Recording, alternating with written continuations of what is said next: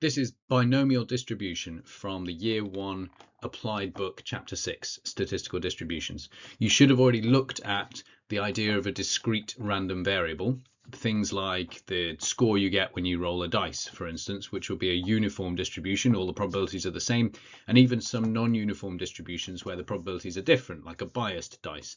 What we're going to look at today is a special case of a discrete random variable, the binomial distribution. It's a really powerful distribution that essentially gives us a tool for dealing with what would otherwise be a vastly unwieldy, massive tree diagram to try to make sense of repeated events.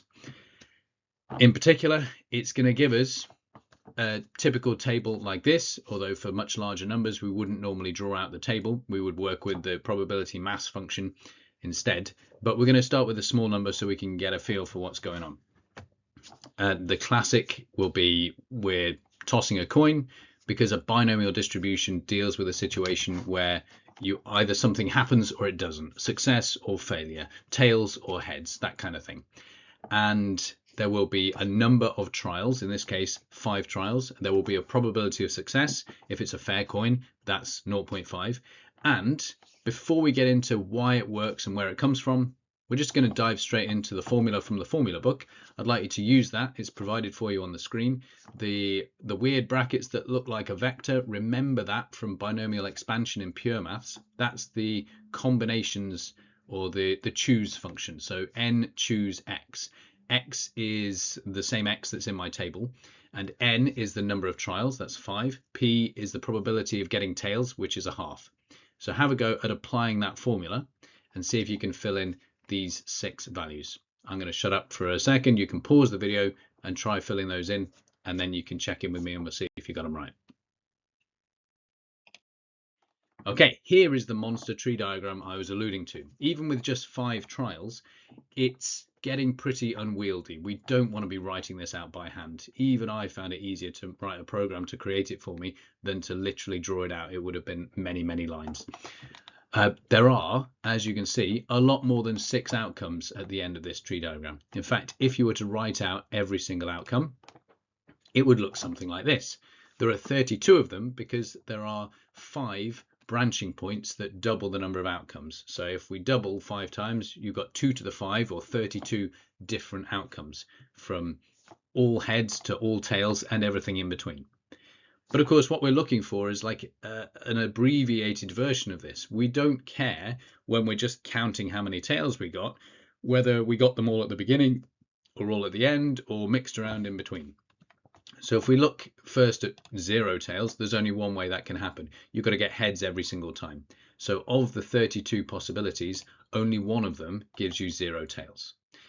If we start looking for all the variations where we get 1 tail, turns out there are 5 of them.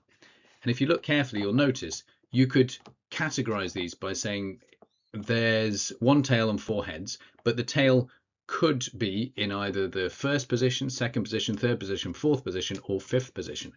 So there are 5 different arrangements of 4 heads and a tail that would produce a total of 1 tail. That's why, although each of those individual branching endpoints has a probability of 1/32, or about 3%, the total probability of any of those things is 5 lots of 1/32. Gets even crazier for 2 tails and 3 heads, because there are 10 different ways that you can choose 2 things from 5. This is where the 5 choose 2 comes from in the formula. So we get 10/32 for the chance of getting 2 tails. Now, because this is a fair coin, 2 tails and 3 heads is just as likely and has just as many different ways of happening as 2 heads and 3 tails. So this is the version where we've got 3 tails and 2 heads. There are 10 of those as well. And again, by symmetry, there's going to be 5 different ways to get 4 tails and 1 head. The head could be in the 1st, 2nd, 3rd, 4th, or 5th position. And last but not least, all 5 of them being tails, that's a 1/32 chance. So these are the numbers you should have got from the formula, and this is the logic behind them from the tree diagram. We don't want to be relying on the tree diagram every time we do this, so you've got to have an idea in your head of there are lots of ways to get the middle terms, because there are many more ways to have 2 tails and 3 heads than there are to get no tails or to get just 1 tail. We get a nice symmetrical distribution, but it's not uniform. These numbers are different to each other, but so far at least, when it's a fair coin, they are symmetrical. The most likely outcomes are 2 or 3 tails, which makes sense because if half of your coin tosses go tails and half go heads on average, if you do it 5 times, that works out to like 2.5. So your long-term average expected number of tails from n coin tosses would be n over 2. And if you do 5 coin tosses, that gives you 2.5. In other words, 2 and 3 are the most likely outcomes. So this is our table. And to break it down one more time, looking back at the formula, we've got 3 different components to the formula. 5 choose 2 is the number of different ways we can choose 2 positions within the 5 coin tosses to get tails. And then the other 3 positions are automatically places where we got heads. Think of it as going left or right every time you reach a branching point on the tree diagram. There are 10 different routes that will get you to an end point where there were 2 tails and 3 heads in total. And that process of following a route that does that ends up taking you down a tails route twice and a heads route 3 times. In this case, the chance of heads and the chance of tails is identical. So we just get a half squared and a half cubed. But if we change the coin to a biased coin, we'll see a similar sort of thing happening, but the probability of success will be different to the probability of failure. So let's take a look, for instance, at this one. In fact, if you want to pause and have a go at filling it in for yourself, all you need to do is tweak the value of p. So the probability of tails, the probability of success, is 1/3 instead of a half. Have a go at filling in these numbers and see what you notice. All right, this is what you should have got if you've done it properly. You might be surprised to notice that even though tails is only a 1/3 chance, making heads a lot more likely, the most likely outcome is not 0 tails. The most likely outcome is either 1 or 2 tails. There are a couple of factors at play here. One of them is how likely it is to get tails or heads on any given coin toss, but another very important factor is the purple bit, the binomial coefficient in there. So for instance, 5 choose 2 multiplied by 1/3 squared multiplied by 2/3 cubed is still going to be a bigger result than doing 5 choose 0 multiplied by 2/3 to the 5. So even though we've got a few tails in there, there's loads of ways to get 2 tails and 3 heads, and there's only one way to get no tails at all. In fact, if we briefly go back to the tree diagram, we'll be able to see this in action. Here was the original one. Every single one of those 32 outcomes is equally likely, so our graph looks pretty boring if we draw out a graph for every single one of the 32 outcomes. It's only when we group them that we start getting this up and down distribution of 1, 5, 10, 10, 5, 1. This is the biased coin situation. So if you're looking at an individual unique set of H's and T's, then yes, 5 heads is more likely than any other single outcome. But it's only about twice as likely as getting HHHHT, which means if I'm going for 1 tail, I don't get just HHHHT. I can have the version where the tail comes in the last place, the 4th place, the 3rd place, the 2nd place, or the 1st place. I've got lots more ways that can happen, which means that even though each one of them individually is less likely, combined, they end up being quite a bit more likely than the single most likely outcome. So when we group them together, we end up with this distribution. It's still a binomial distribution. It's no longer symmetrical, but it has many of the same features, and we can calculate these values in exactly the same way using the formula. Let's zoom in on this a little bit, and I'm going to break down the 3 crucial ideas behind what makes a binomial distribution a binomial distribution.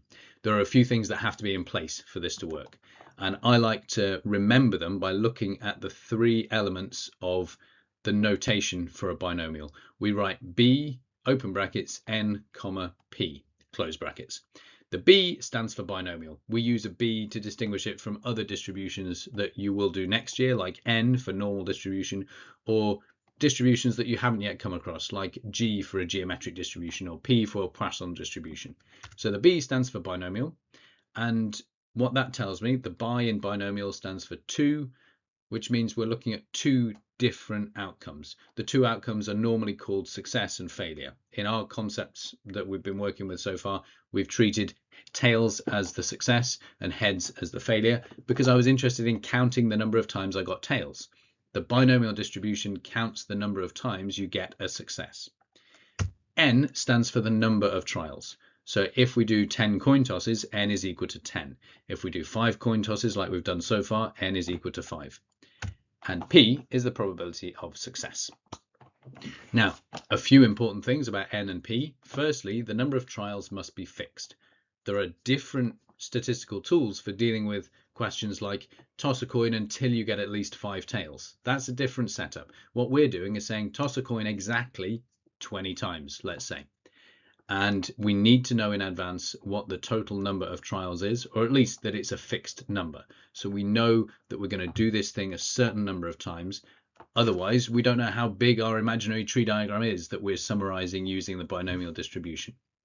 And P is the probability of success. And the important things about this are that the trials are independent, which also means the probability of success each time will be fixed. This number doesn't change, which is why maybe binomial is not the best way to describe the chance of getting 3 baskets when you're playing basketball. You do 10 free throws. What's the odds of getting 3 in the basket? That's not necessarily going to work well with a binomial, because once you get your eye in and you've warmed up, you probably will be a bit more accurate. You might miss the first couple, but once you get one in, you're probably more likely to get the next one in. If previous trials affect the outcome of the next trial, we're not going to use binomial. It's not going to be sensible. We need essentially a tree diagram where there's a branching point of 2 outcomes for each choice, and the probabilities associated with success or failure at each point are the same every time. So success and failure don't have to have identical probabilities. You could have a 10% chance of success and a 90% chance of failure, but it needs to continue to be 10%, 90% throughout. Every single trial that you do, like a coin with no memory, it's not going to show you tails just because the last one was tails. It's going to show you tails with a 10% chance or a 50% chance, depending on the probability of success. So a fixed probability of success, a fixed number of trials, and exactly 2 outcomes for every trial, success or failure. We can summarize these like this. I recommend you jot these down.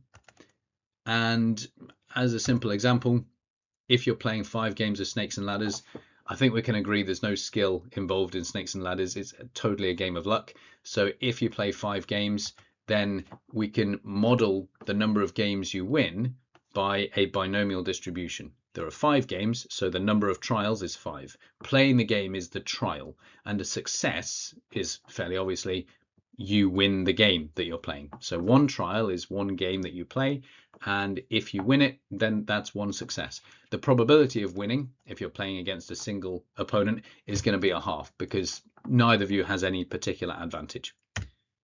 This is how we describe it. Capital X is the name of the discrete random variable, and capital X is modeling the number of times you win. So it's counting how many times you win, which of course might be 0. You might lose every single time, although that's not very likely. It might be 5. You might win all of them, or it might be something in between, 1, 2, 3, or 4. Obviously, like we saw before, the most likely outcomes are 2 or 3 games. So X and then a little tilde, that squiggle, means X is modeled by a binomial distribution, B. Open brackets, 5 is the number of trials, a half is the probability. So we write this down, and then we can start answering questions with it. So the classic questions you might be asked are, find the probability that you win exactly 3 games. And the alternative, find the probability that you win no more than 2 games. One of these is a precise, tell me the probability of this single outcome. And the second one is a range of values. So it's a bit like saying you've got the distribution for the probabilities for a dice roll. What's the chance of getting at least 3? And then you've got to look at the probabilities of 3, 4, 5, and 6 and add them all together. Notice that this binomial distribution, 5, a half, is identical to 5 coin tosses, because a game of snakes and ladders played against a single opponent is just as random and has the same probability as a fair coin toss. It's just going to take a lot longer. So if you're trying to make a quick decision, a coin toss or rock, paper, scissors is going to be a more efficient way to do that than playing snakes and ladders. So you can use your table from before. Pause, look at the table you've written down for the very first example and see if you can answer these two questions. Okay, let's see if your answers match mine. The first one should be 5/16. That's just the value taken directly from the table. Exactly 3 games is the 4th value in your table, which is 10/32. I left it as 10/32 originally. It's easier to add it to other things, combine it, compare it. But if you're giving your final answer, you want to give it in its simplest form. And next, the probability that you win no more than 2 games. The games that count there are no games at all, 1 game, or 2 games. In other words, you've lost the best of 5. You won no more than 2 because you lost at least 3. And if you want to calculate this one, you add up the probability of winning no games, winning 1 game, and winning 2 games. And it works out to exactly a half. Surprise, surprise, best of 5 for a completely fair game, you have a 50% chance of losing and you have a 50% chance of winning. So this shouldn't surprise us too much. Now we're going to try a similar thing, but we're going to crank up the number of trials. So at this point, if you were thinking, well, maybe I draw a tree diagram with 32 different outputs, fair enough, but I'm not sure you want to draw a tree diagram that goes to 2 to the power 50. I'm not even sure what number that is, but it's a pretty hefty number. 2 to the 10 is 1,000, 2 to the 20 is 1,000,000. So we're probably talking about something with 15 zeros on the end. You can't physically draw that tree diagram, so we're not even going to try. We're going to use the binomial distribution instead. Now, at this point, you're thinking, well, I don't want to write out the table even. Even that's pretty tedious. It's got numbers from 0 to 50, so how are we going to do that? Well, firstly, the chance of you winning exactly 30 games, we don't need the table, we just need the probability mass function, which is provided in the formula book. We used it to fill in the table at the very beginning. There is, however, an alternative that's even quicker. So I'm going to show you what it looks like on the older calculator, the 991EX, I think it is. And then if you've got the newer one, the 991CW, you might need to go through a slightly different modes, but you'll be looking for similar pictures. So the picture that looks a bit like this bell curve is the one you're looking for probability distributions. And once you've found it, you're looking for something called binomial PD. And this will look similar on both calculators. Binomial PD stands for probability distribution. So it's going to give you the output from a probability distribution. All you need to do is choose from list or variable. We'll get to list in a minute. It lets you do lots of questions simultaneously. Variable is the one I care about if I've only got 1 question to answer. So choose variable and type in some numbers.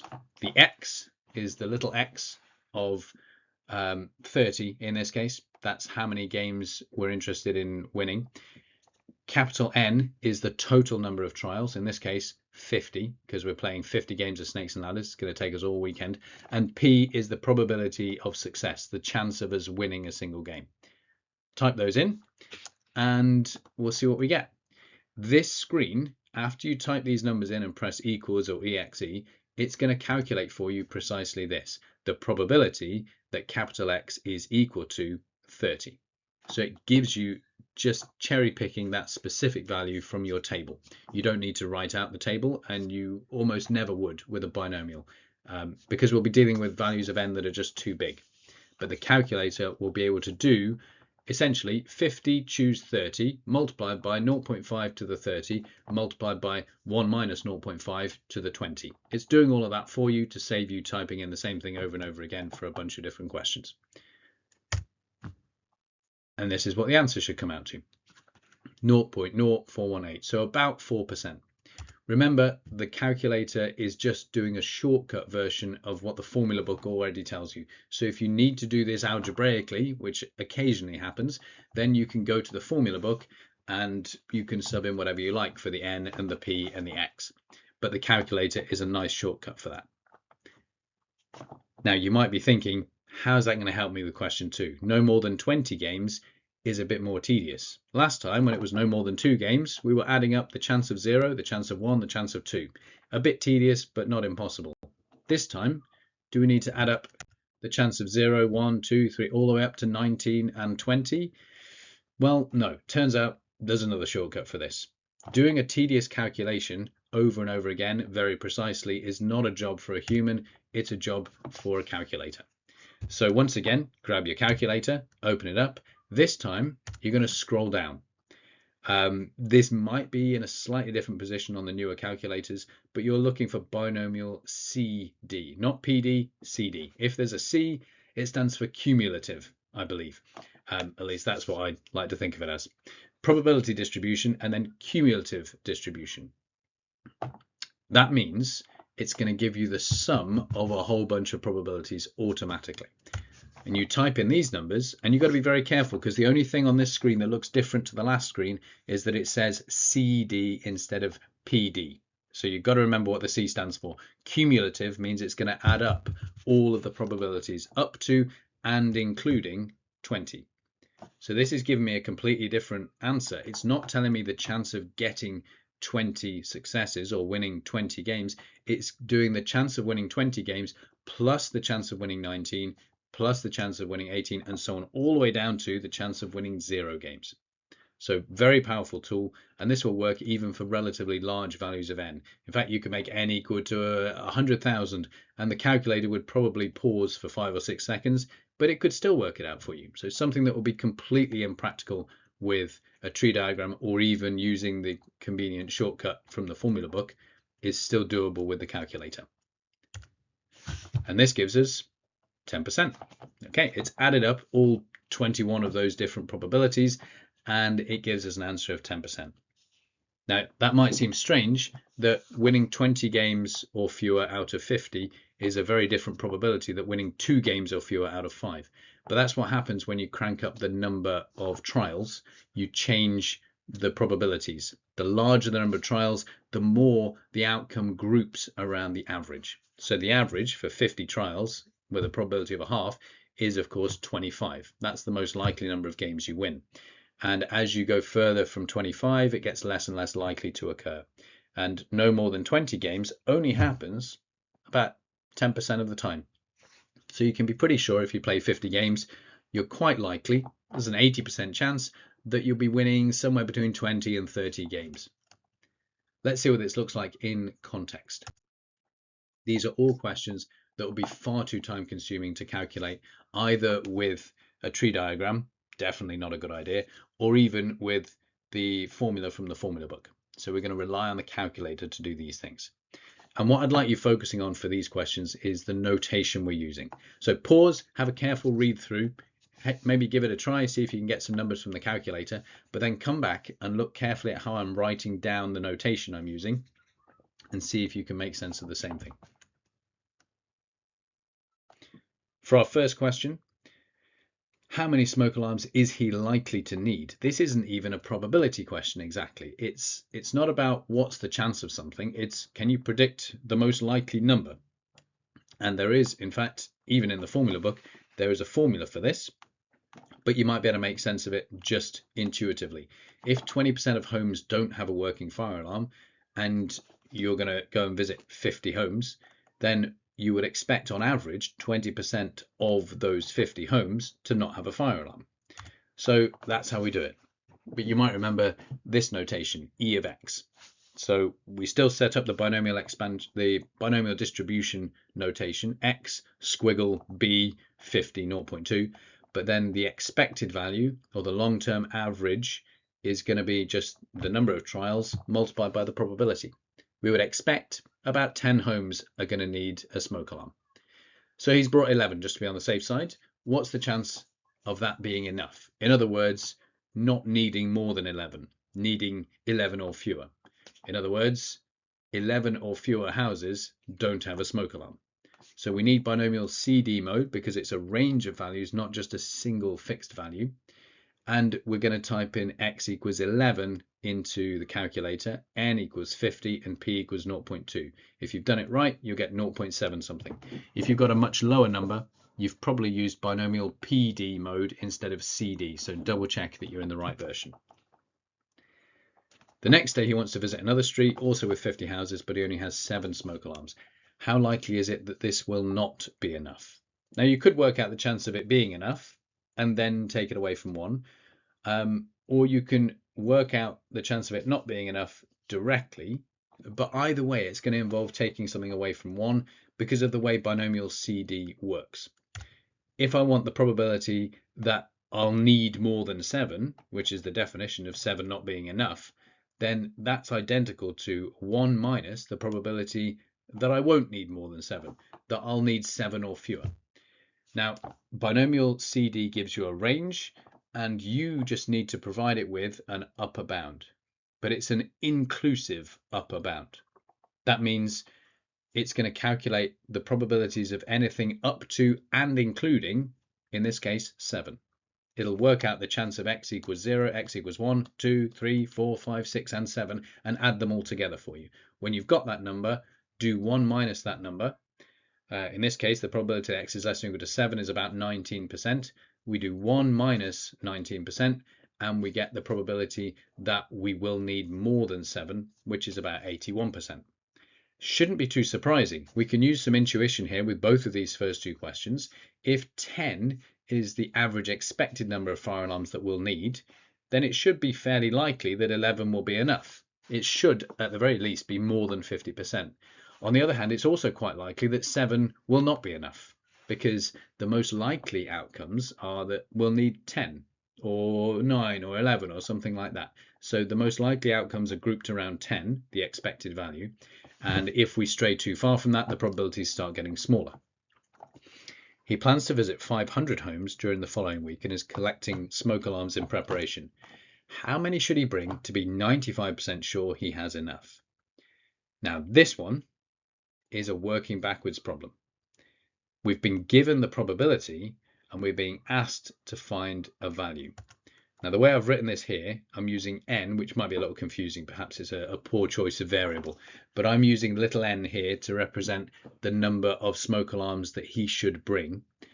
And I'm looking for that value that gives me at least a 95% chance of having enough. This is where list mode comes in. So you've got your variable mode where you just type in a single number and you get an answer. But you'd be pretty lucky just to type in 115 and go, oh, look at that, 0.9565. And if you type in 114, you get something less than 0.9565. Then you'll know for sure. But you're going to try a bunch of numbers before you stumble upon those ones, which is why list mode is really convenient for this. List mode will basically let you type in lots of different candidate values for x, and it will show you the probability for each of them. There's a list mode for binomial PD and a list mode for binomial CD. This is what it looks like for binomial CD for this particular question. If you try a number a bit bigger than 100 to start with, there's an 87.9% chance that that will be enough. 110 is probably going to be enough. I want to be 95% sure that I've got enough. So I tried some bigger numbers. I went for 115, and that was a greater than 95% chance. So I tried the one below, and that's just under 95% chance. That means if I only bring 114 smoke alarms, I won't be quite 95% sure that I've got enough. But if I bring 115, then I'm more than 95% sure. So at least 95% is how I'm interpreting be 95% sure you have enough. In other words, there is a 95% chance that you will have a sufficient number of smoke alarms. Now, this might seem strange that we had a 70% chance that 11 will be enough when we were looking at 50 houses, but there's an 87.9% chance that 110 is enough when we look at 500 houses.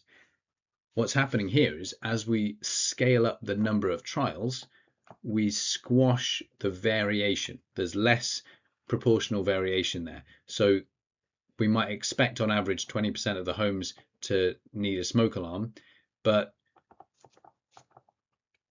20% of 50 is 10, 20% of 500 is 100. But in terms of how far from 10 or how far from 100 you stray, that changes. Let's take a look at these graphs to try to make sense of why. The first one shows the distribution for 50 fire alarms. We can see that 10 is the most likely outcome here, but there's a 14% chance that 10 is the number that we will actually end up needing.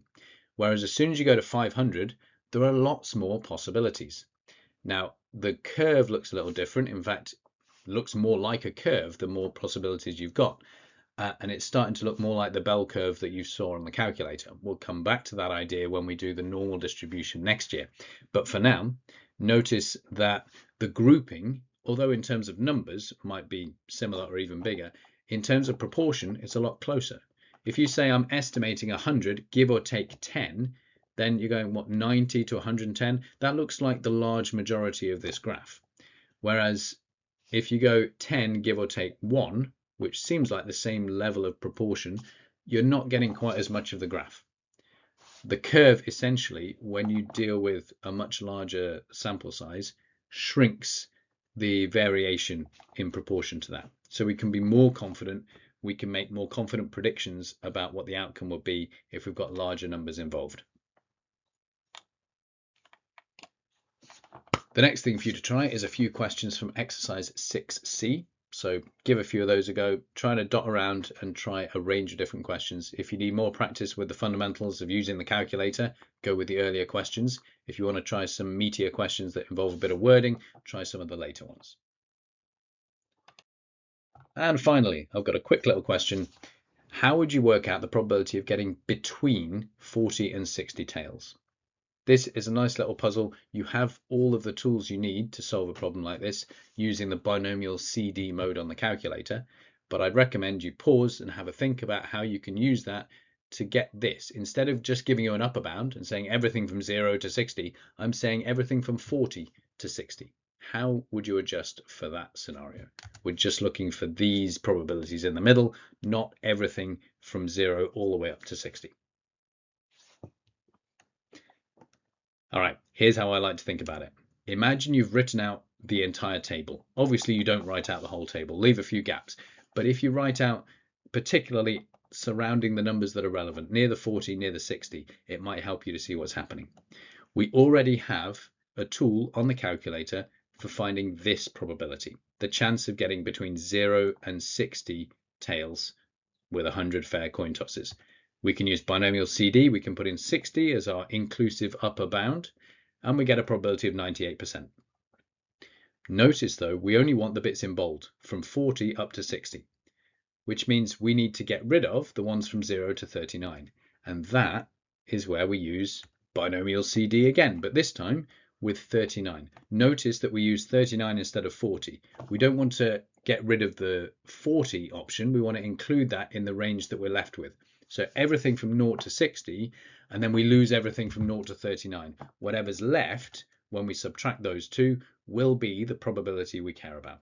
So sub in those numbers, 98% and 1.7 something percent, and out pops the value we're looking for.